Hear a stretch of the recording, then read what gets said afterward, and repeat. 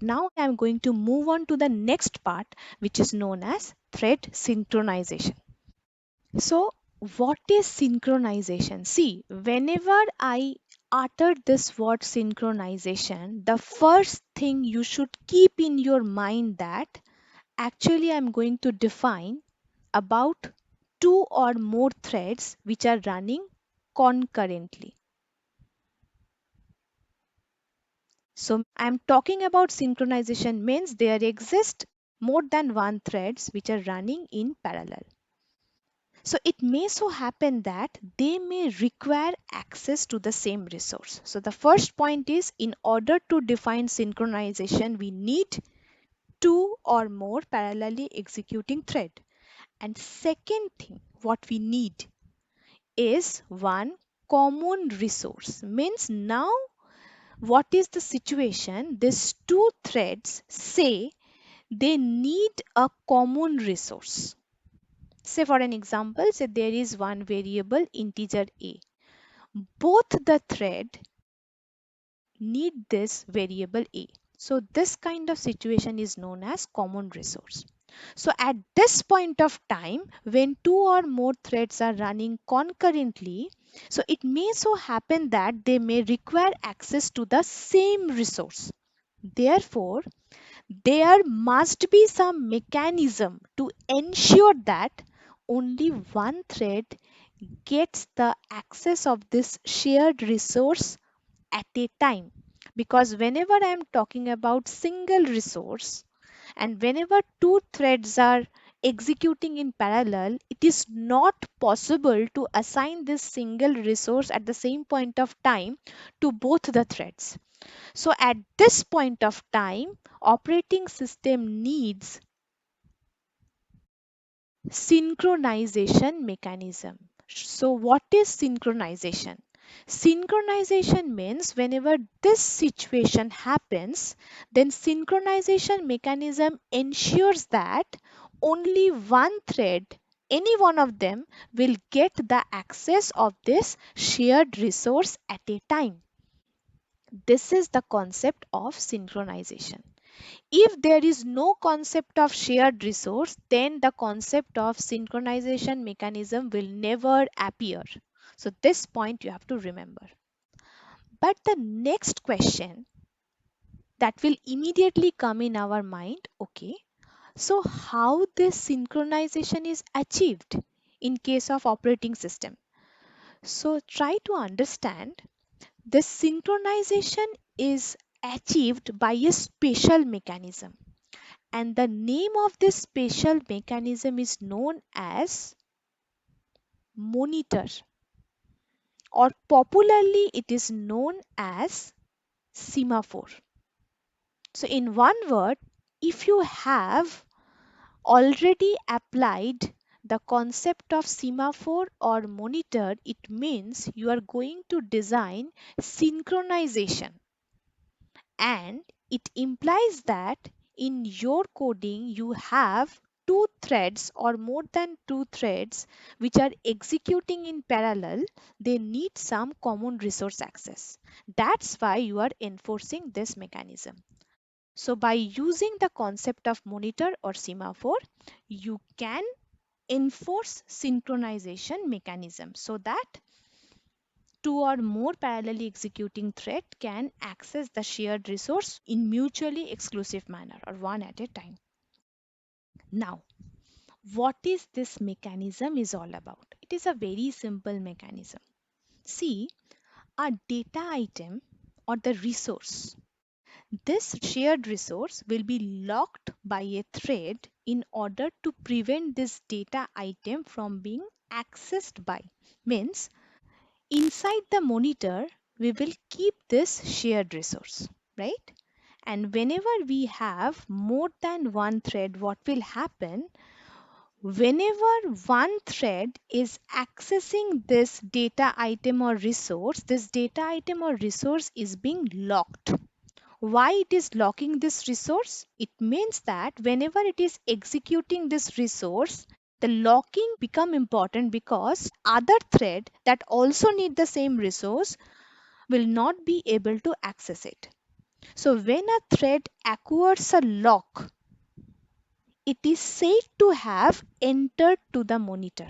Means when I say that this T1 is locked, means this T1 is one of the thread which is going to access the shared resource which is kept inside the monitor, right? Only one thread can own a monitor. This is the rule of the monitor. This monitor is a very small space which is designed in such a way so that only one thread can enter into the monitor as a given point of time.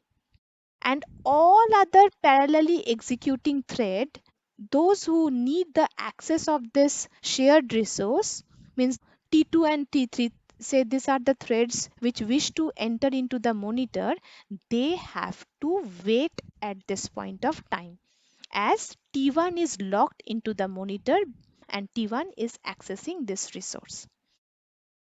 This is the simple mechanism of synchronization. So whenever you have this kind of situation, keep the shared resource into the monitor, and monitor is designed in such a way that only one thread will able to enter. Whenever one thread is entering into the monitor, other has to wait.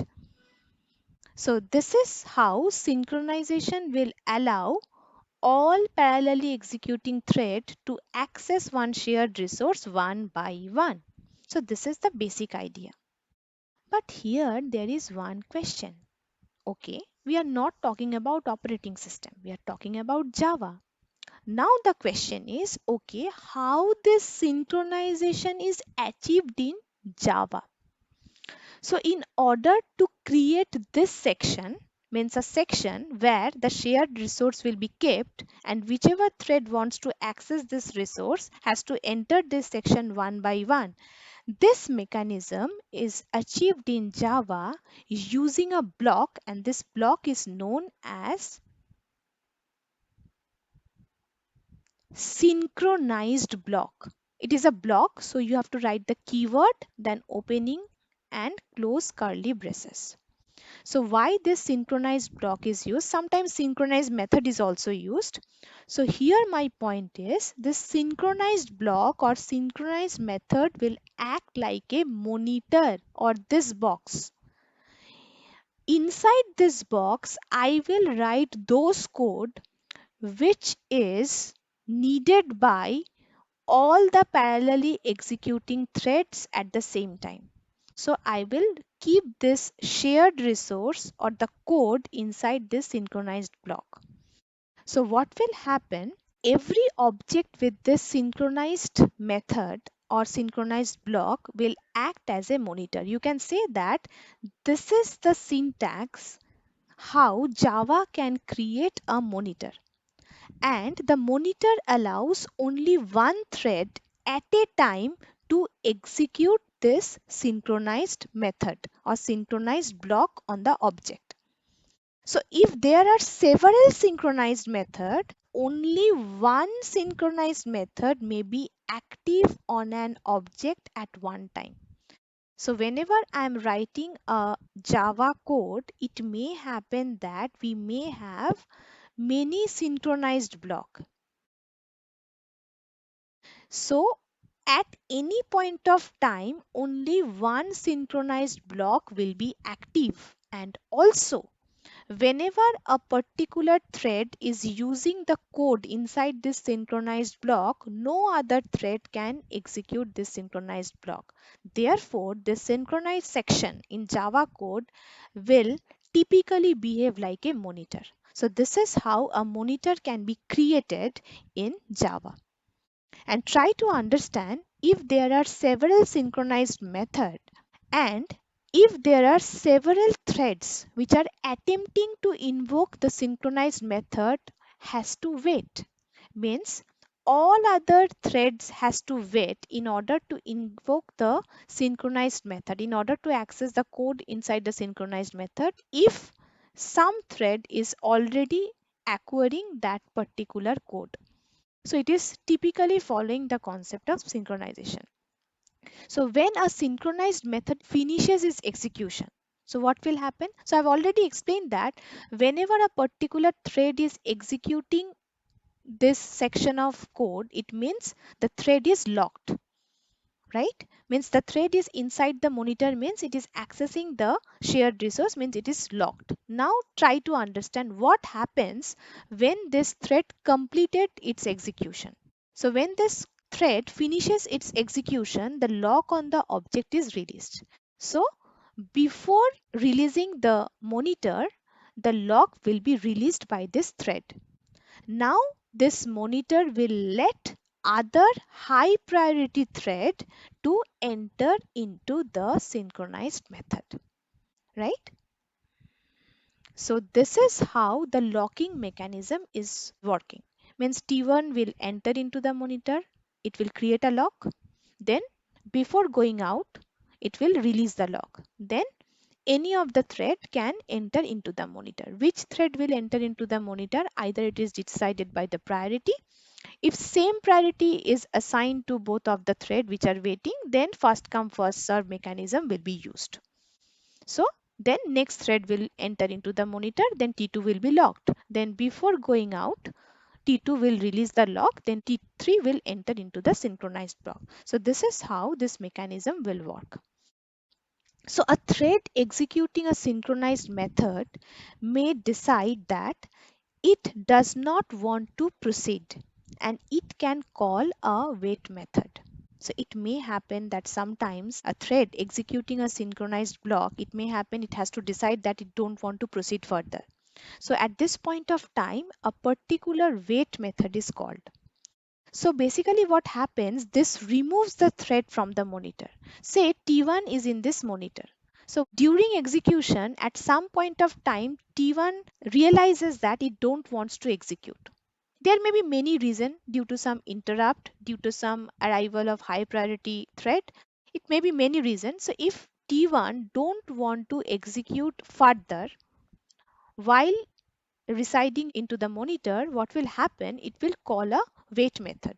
So after calling the wait method, what will happen? This T1 thread will be removed from the monitor, and at that point of time, other waiting threads can try to enter into the monitor. This is another mechanism.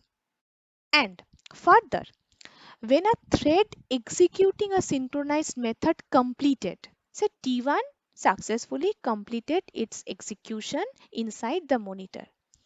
At this point of time, it can notify all the waiting threads about this so that they could try to enter into the monitor. So at this point of time, a special method is invoked, notify. Notify method is invoked by the thread which is already inside the monitor. It signifies that calling a notify method means T1 thread successfully completes its execution inside the monitor. Before going out, it is telling all other threads that I have done this one, completed this one, now you can come inside it. So this is the significance of notify method. So in one word, I can say that if a thread calls this method, notify or notify all method, then all threads which are waiting for the object become eligible to re-enter the monitor, but only one of them can obtain the lock on the object at a time. So notify means I am going out, now you can come inside. And whenever notify or notify all is invoked, it means you can go inside, but one at a time. Not everybody can go inside. Everybody is eligible for going inside, but since it is a monitor, only one thread can go at a time. Now you decide which thread is going to enter, depending on the priority, depending on the first come, first serve, anything. So this is the concept, right? Now there is one question, that is how this list is maintained. So basically, whenever I'm defining a monitor, so there will be one object of the monitor, and object of the monitor maintains a list of all the threads which are waiting to enter into the monitor. right? So always there will be one list.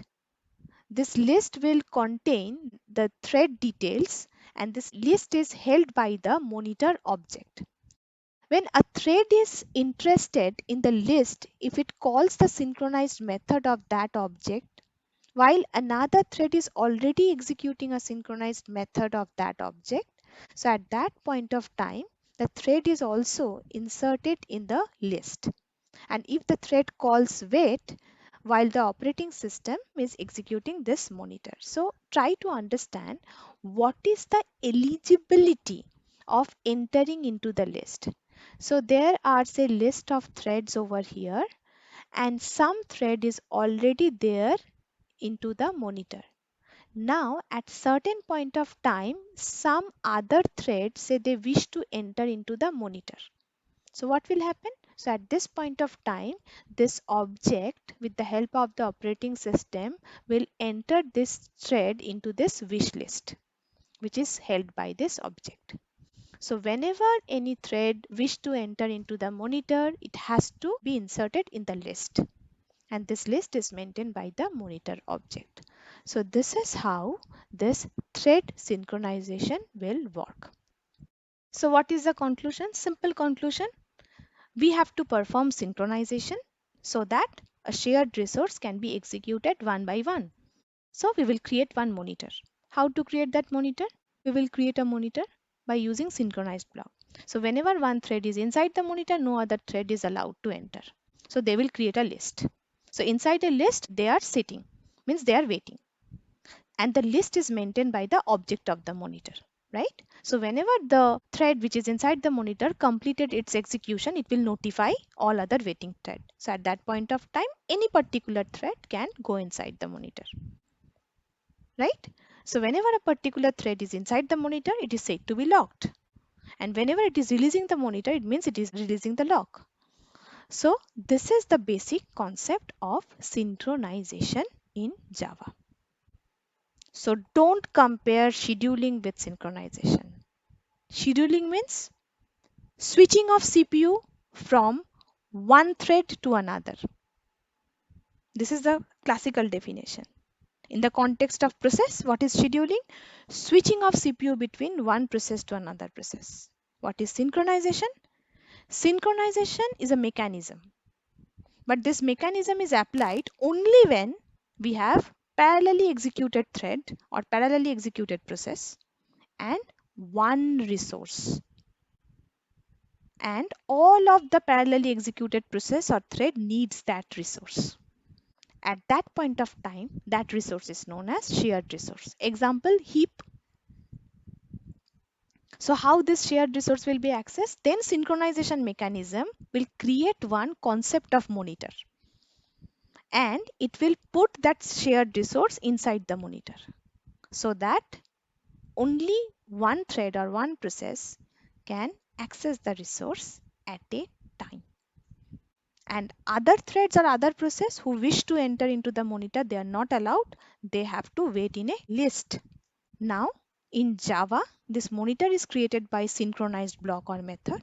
An object of this synchronized block or method will hold the list, right? So this is the concept of synchronization. So now let's move to the second part.